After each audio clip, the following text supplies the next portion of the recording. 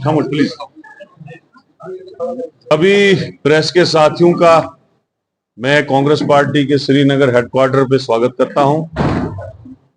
आज हमेशा की तरह आप अपने टाइम पे हमारी पीसी कवर करने के लिए आए।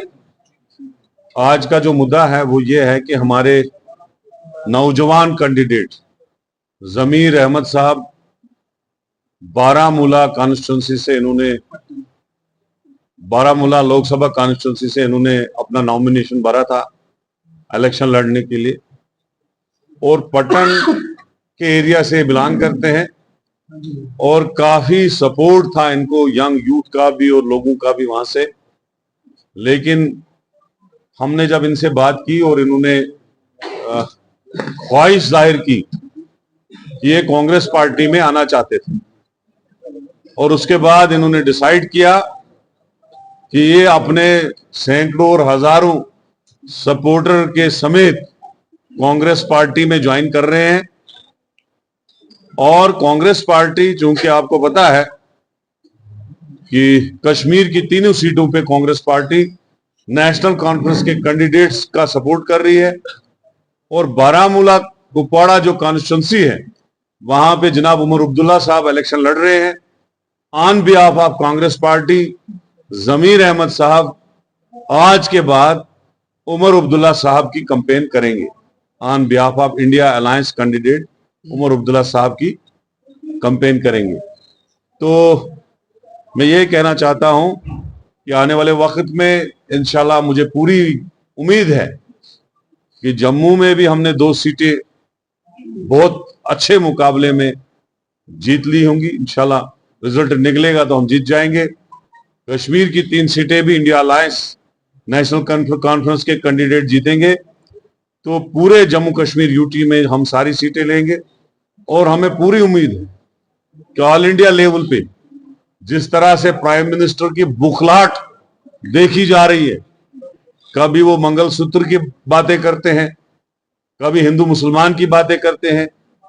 कल को तो अजीब ही बात सामने आई, जो लोग मोदी जी के सपोर्टर हैं, जिनका 15 लाख करोड़ उन्होंने कर्जा माफ किया, जिनको हिंदुस्तान के सारे बड़े बड़े ठेके 10 सालों में दिए, उनकी बात की कि कहा कि टेम्पू में उन्होंने कांग्रेस को पैसे दिए।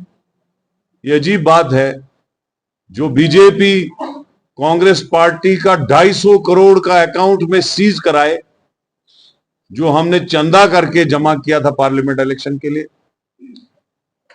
और वही बीजेपी आज कह रही है कि टेम्पू में कांग्रेस के लिए पैसा गए। बड़ी शर्मनाक बात है। तो मुझे लगता है इन बातों से आज आया हो गया है कि बीजेपी जो है 150 पार भी नहीं करेगी सेंटर में, और कांग्रेस पार्टी और इंडिया अलायंस 4 जून को हुकूमत बनाने जा रही है। ये मैं आपको वसूख से कह रहा हूं, और इंशाल्लाह मुझे यकीन है हुकूमत बनते ही कश्मीर में स्टेट वापस होगी। यहां के जो भी प्रॉब्लम मुश्किलात है, अनएम्प्लॉयमेंट है, डेवलपमेंट के मसले हैं, हिरासमेंट है, मुलाजमों को हिरासमेंट है, हमारे फ्रूट ग्रोवर का इशू है, किसानों का कर्जा है, इन सब को हम रिड्रेसल करेंगे। और जहां तक बिजली का मसला है, स्मार्ट मीटरों को फेंकने की बात हमने की थी, और इंशाल्लाह हम उस वादे पे कायम हैं। तो ये सारी चीजें हम करेंगे। और जो प्रोटेक्शन जम्मू कश्मीर में खोई है 370 के बाद, जिसमें जॉब्स की प्रोटेक्शन थी, जैसे 1927 में हमको महाराजा ने स्टेट सब्जेक्ट दिया था, और वो स्टेट सब्जेक्ट 3 चीजों के लिए था। एक, जॉब की प्रोटेक्शन, जब भी कोई नौकरी का फॉर्म भरता है उसको स्टेट सब्जेक्ट लगाना पड़ता था साथ में। दूसरा, जमीन की प्रोटेक्शन, अगर कोई भी आदमी किसी से जमीन खरीदता था तो स्टेट सब्जेक्ट साथ में लगता था, और वो बाहर वाले आदमी को होता नहीं था। तीसरा, culture protection. Culture protection must है, जिसमें हमारा कश्मीरी कल्चर, डोगरा कल्चर, गुजर कल्चर, पहाड़ी कल्चर, सरदार, ईसाई, जितने भी यहाँ ये जो तबके रहते हैं जम्मू कश्मीर में, उनकी कल्चर की प्रोटेक्शन की बात है। इंशाल्लाह कांग्रेस आएगी, इन तीनों चीजों पे हम काम करेंगे। इसमें हमने ऑलरेडी जो है रेजोल्यूशंस पास किए हैं। प्रदेश कांग्रेस कमेटी की एग्जीक्यूटिव मीटिंग हुई थी, वहां भी किया है। CWC में भी हमने इसमें एक रेजोल्यूशन पहले ही बनाया था, तो ये कांग्रेस काम करेगी। और मैं ये आपको वसूख से कहूंगा, अगर इंडिया अलायंस की सरकार आती है तो पहले ही हफ्ते में स्टेट रेस्टोर होगी, पहले ही हफ्ते में, क्योंकि हमने इस बारे में काफी बार अपने लीडर राहुल गांधी जी के साथ डिस्कस किया था। तो इंशाल्लाह मुझे पूरा यकीन है कि ऑल इंडिया लेवल पे हुकूमत बदलेगी। लोग बहुत परेशान हैं महंगाई से, बेरोजगारी से, लूटमार से, और ये जो बड़े लोगों को बड़ा बनाया गया और छोटों को खत्म किया गया, इस चीज पे कंट्रोल होगा और हिंदुस्तान भी आगे बढ़ेगा और जम्मू कश्मीर भी आगे बढ़ेगा। मैं क्या हुआ है तो इसका जवाब तो मुझे ही बनता है। एक्चुअली जब ऑल इंडिया लेवल पे डिसाइड हुआ, इंडिया अलायंस में डिसाइड हुआ था पहले ही मीटिंग में, जो जिसकी सिटिंग सीट है वहां पे डिस्कस ही नहीं होगा कि कौन उठेगा, वहां पे वही उठेगा पूरे ऑल इंडिया में। तो नेचुरली कश्मीर में, पूरी कश्मीर में, वैली में तीनों सीटें नेशनल कॉन्फ्रेंस के पास थी, और जम्मू में हो सकता है हम पीडीपी को सीट दे देते, लेकिन वहां पे पीडीपी उतना मजबूत नहीं थी, और लद्दाख में भी वही है। तो इसलिए ऑल इंडिया लेवल पे ये डिसाइड हुआ कि कश्मीर की तीनों सीटें, चूंकि सीटिंग है और रूल है, और हमने ऑलरेडी इस पे डिसाइड किया हुआ था पूरे ऑल इंडिया में, अगर अखिलेश की कहीं सीट होगी वहां वही लड़ेगा, सिटिंग सीट।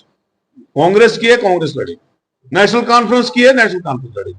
तो उसमें बात नहीं बन पाई, इसलिए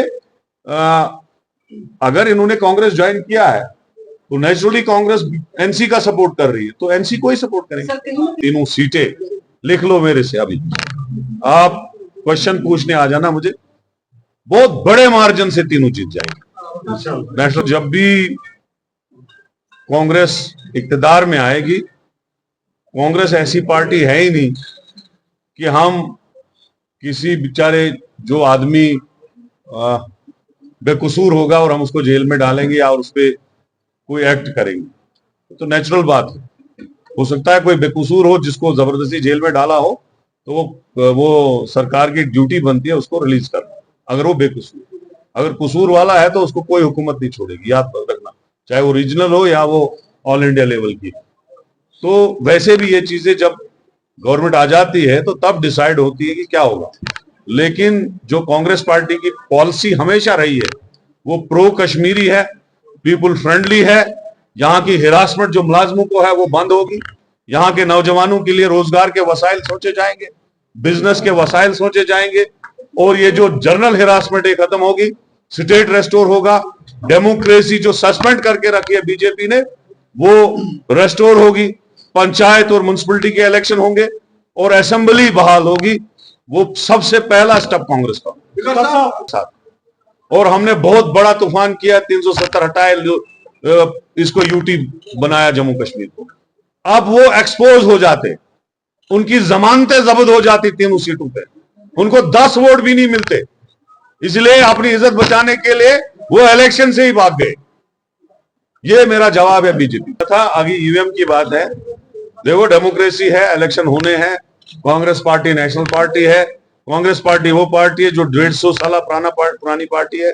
हम डेमोक्रेटिक सिस्टम से भागेंगे नहीं, हम मुकाबला करेंगे। और हमने कहा था कि जो वीपीटी से स्लिप निकलती है उसको भी गिनिए, वो सुप्रीम कोर्ट पे केस चला, वो नहीं माना गया, लेकिन हम डेमोक्रेसी में हिस्सा लेंगे। हमें पूरा यकीन है कि लोग इस बार इतना वोट देंगे, वो ईवीएम भी फेल होंगे और कांग्रेस जो है हुकूमत में आएगी। शुक्रिया। अब मैं गुजारिश करूंगा अपने दोस्त से